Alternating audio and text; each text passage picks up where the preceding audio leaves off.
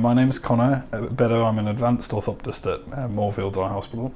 I work at Moorfields and UCL clinically, and also do service improvement and lecturing for UCL.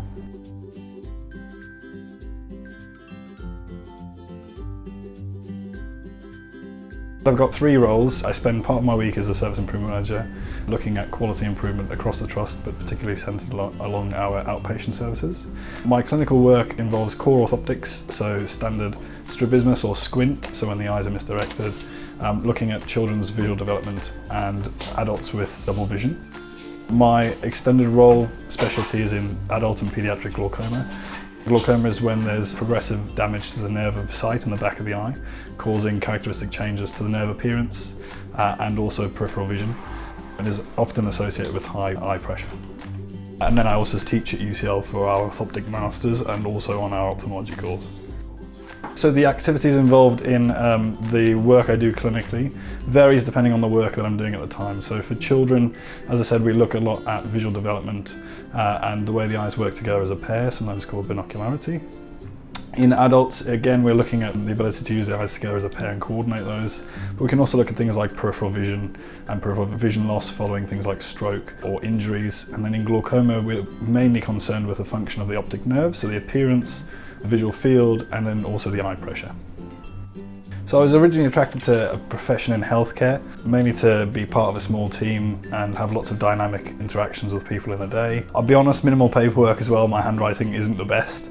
But also having a job that has a true sense of meaning and sort of altruistic benefit, I guess. The research I undertook before applying to become an orthoptist was attending an open day and just also reading the course prospectus to get an idea of what the course modules included, the curriculum, and also what the profession was sort of centred around. So I studied at the University of Sheffield.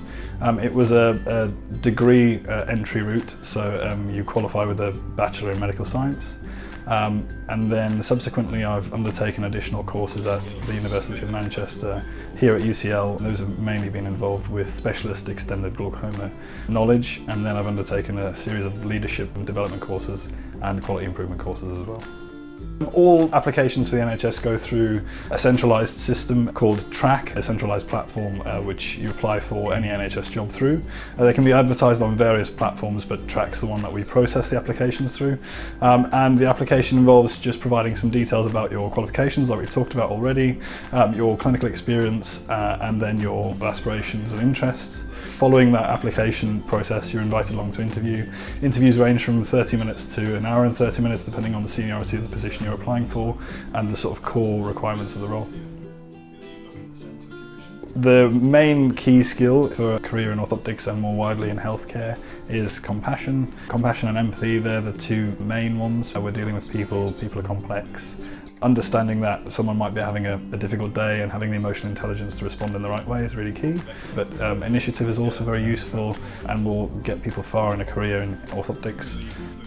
My advice for the students thinking of a role in orthoptics would be to go to your local healthcare provider in your area and inquire about shadowing, workplace shadowing. It can be done at under 16, you have to fill out some additional forms and application elements to make sure that you're safe to do so. But it's a really good way of getting exposure to what the career involves and understanding what the environment feels like, making sure it's right for you and your values. That's the way I would start.